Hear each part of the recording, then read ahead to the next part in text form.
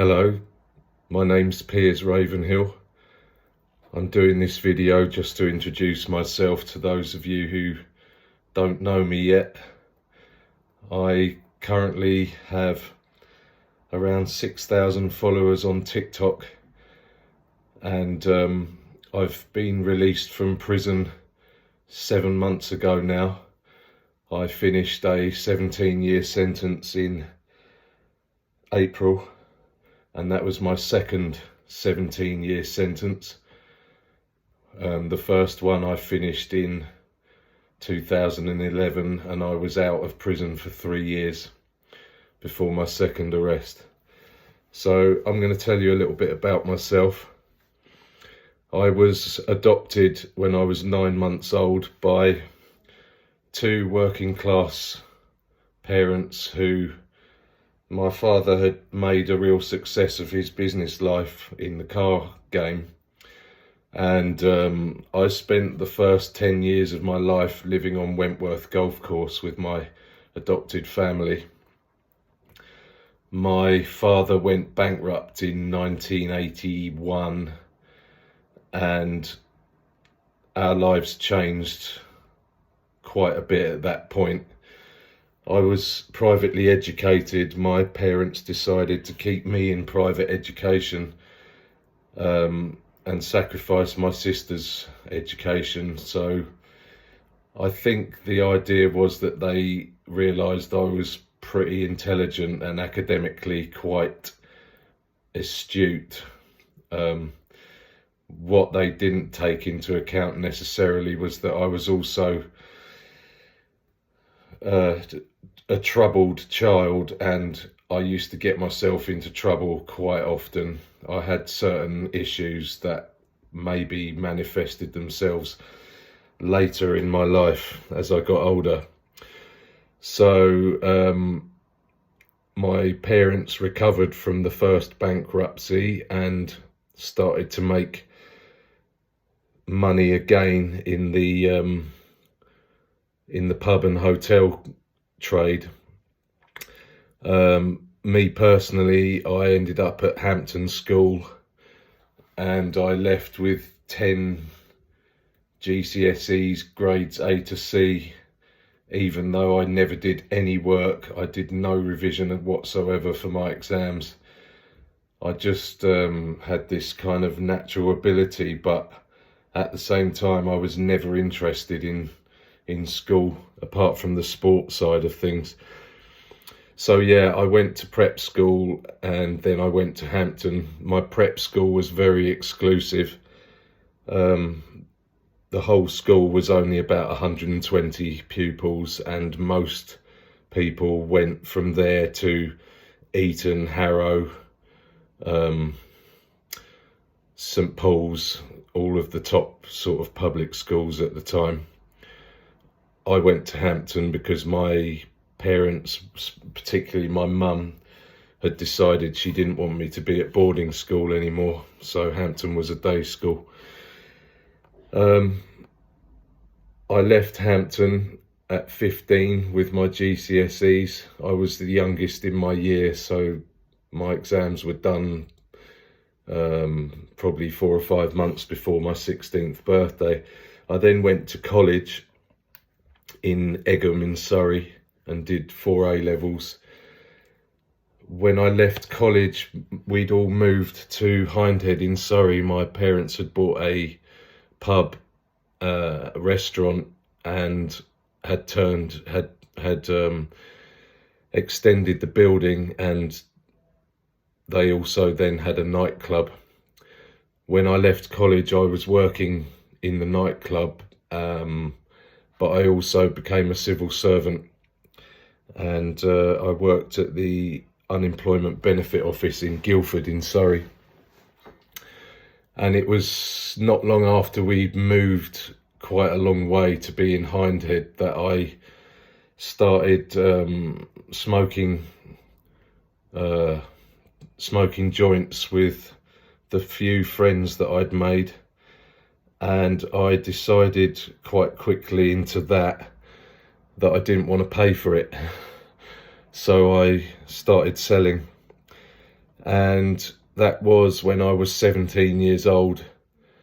I then progressed quite quickly, and when my father died and we lost everything when I was 19 years old, my mum unfortunately attempted to commit suicide and was sectioned, and by that stage I made a firm decision that I was going to go all out in the drugs game, and that's what I did. I have had a couple of businesses, legitimate ones, along my way, but through my early 20s and all through my 20s, I just accelerated myself in the drugs game, and by the time I was 28, I was a millionaire from drugs, and by the time I was 30, I was subject to an operation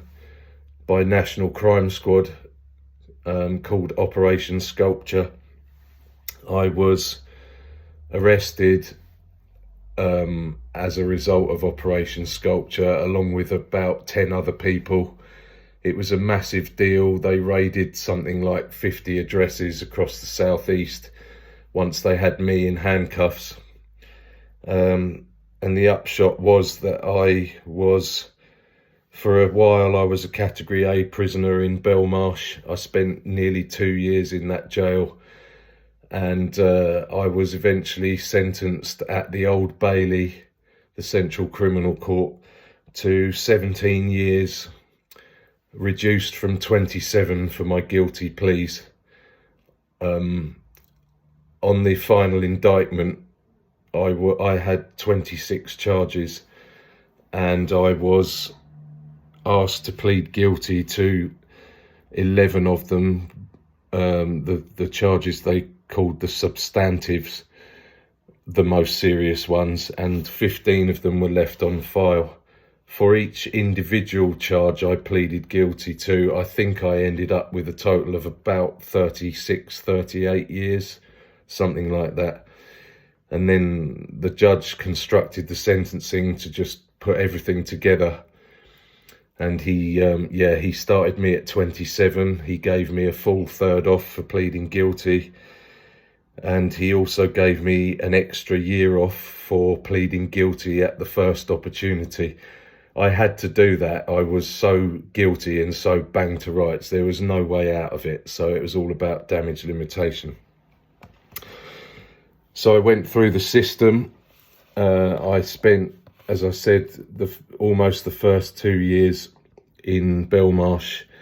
Then I became Category B security level, and I spent nearly 4 years in Swaleside. Then I moved from Swaleside to Maidstone. I was only there a short while before it became a foreign nationals jail and sex offenders jail. So anyone who wasn't either of those things was moved. I ended up in Coldingley in Surrey, and from there I got my Category D eventually, only about a year before my release date, because I had a lot of ongoing issues with my confiscation order.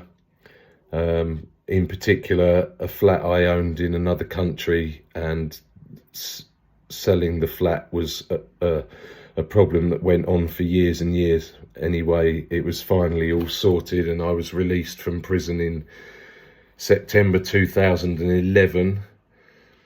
I went, unfortunately, straight back into the drugs game. There were 2 or 3 reasons in particular why I decided to do that.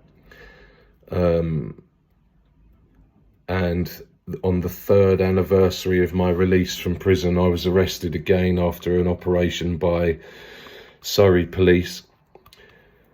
I was actually caught with a lot less stuff the second time, because the first time I also had some serious offensive weapons charges. I didn't have that the second time, but the judge who sentenced me, I pleaded guilty at Guildford Crown Court, and the judge who sentenced me said that he would be very much taking my first case into account when he sentenced me. So he advised me and my QC to forget about the guidelines for sentencing, and he duly did that. The guidelines for me at the time were 14 to 16 years before pleas. He started me at 27 years and reduced it to 18 years for my guilty pleas, and he gave me a year extra for the fact that I'd had a near-death accident 12 weeks before my arrest. I spent 6 weeks in St George's in Tooting. I was some of that in a coma. I had a severe traumatic brain injury. I broke my neck. I fractured an eye socket.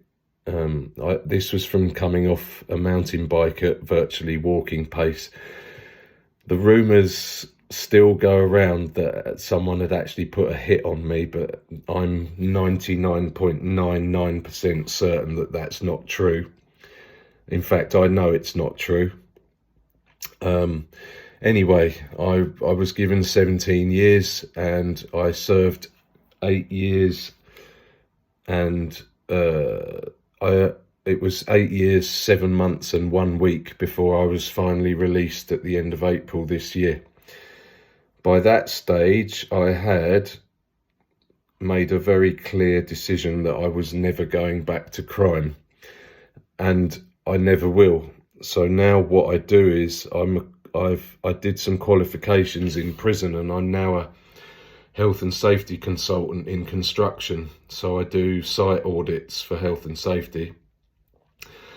But I also have wanted to write a book about my time in prison. For the last 20 years, I made a decision that I was going to do that 20 years ago when I was first arrested. And there's been some ups and downs with that over the years. I did have a book ready to be published when I was arrested the second time, but that's all kind of, what happened there is another story for another day. The situation right now is that the book, my first book, because there will be others, is now in the process of being written. I've had to do some crowdfunding, and I'm still crowdfunding to pay for that. A lot of people have been really supportive and really generous.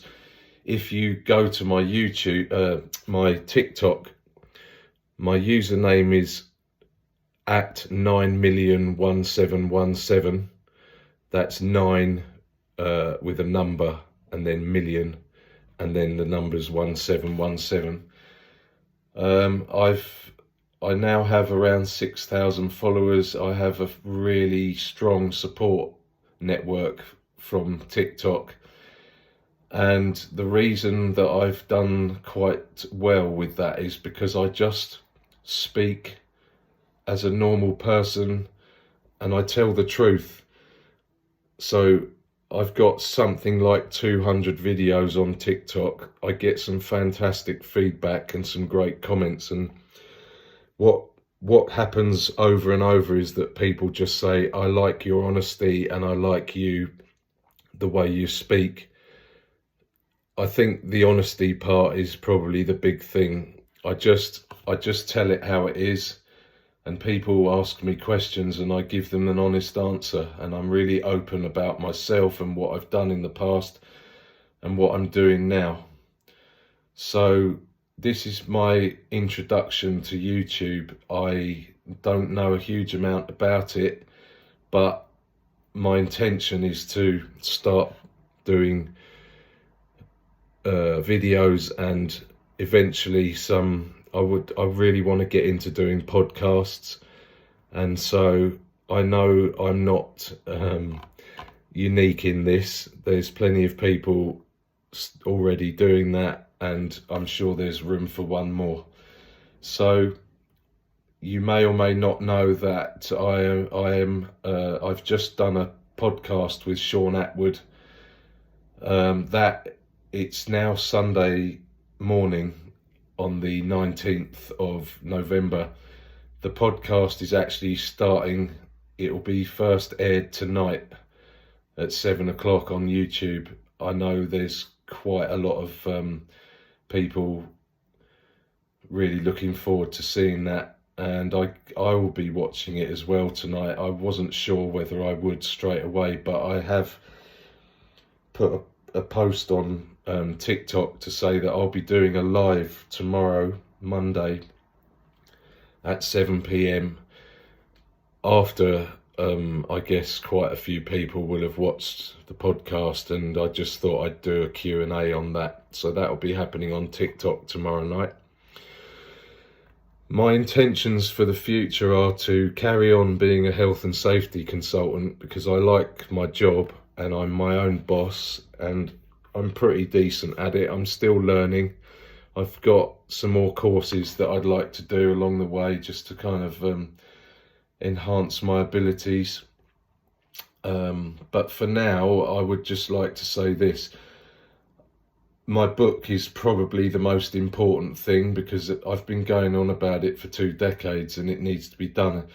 If all goes well, it'll be the first of a few books, because obviously I didn't just do time in Belmarsh. I've done time in, well, I'll list the prisons I've been in.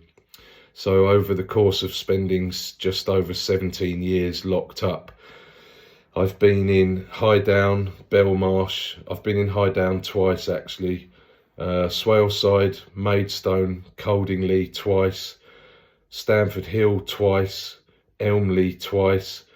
I've done time in Chelmsford, High Point, Edmonds Hill, Pentonville. Edmonds Hill is now High Point North. Pentonville and Onley, which is up in Rugby in Warwickshire. So I've been around the circuit a little bit and I've done quite a long time.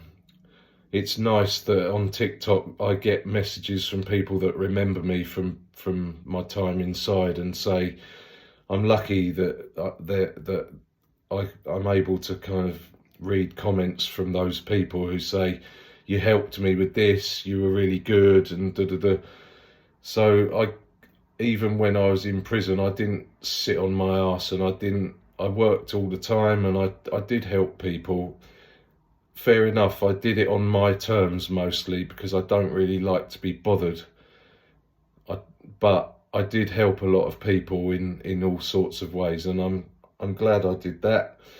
And it ties in with what I'd like to do in the future, because as well as doing podcasts and videos on YouTube, which I'll be completely honest about it, I want to start earning some money from doing that, because eventually I'd like to make the transition from being a health and safety consultant to doing stuff like this for a living.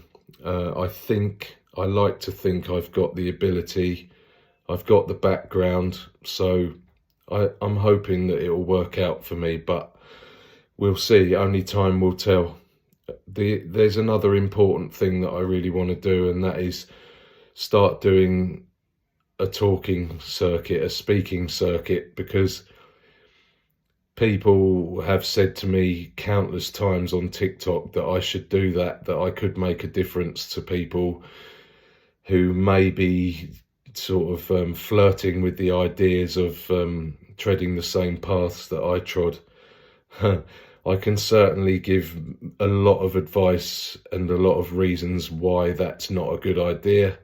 Obviously, ultimately, people make their own decisions in life, just like I did, but I'd really like to try and help some younger people stay on the right paths in life. So ultimately, that is one of my objectives as well. So yeah, thanks for watching this, and there will be more of me, and hopefully I can start making some difference through YouTube as well. Have a great day, everybody, and if you've seen it or you are going to see it, I hope you enjoy the podcast with Sean Atwood. There is also another one in the pipeline with James English. He has invited me. We've just got to sort out the details of that. So watch this space, everybody. Thanks for listening.